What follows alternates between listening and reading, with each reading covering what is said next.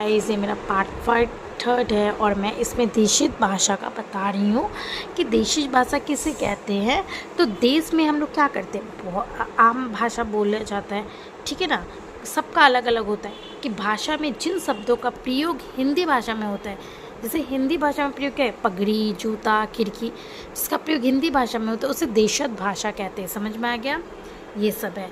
अब विदेशी भाषा, जो शब्द दूसरों देशों के भाषाओं से आकर दूसरे देश से आ जाता है, जैसे इंग्लिश विदेशी है, इंग्लिश अंग्रेजी भाषा, तो दूसरे देशों क्या कि हिंदी भाषा का प्रयोग में किया जाता है।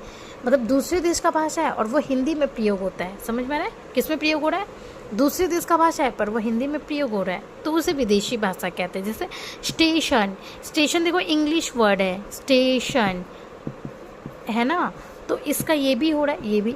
स्कूल, ठीक है ना, स्कूल, और हिंदी में क्या बोलते हैं, विद्यालय, है ना।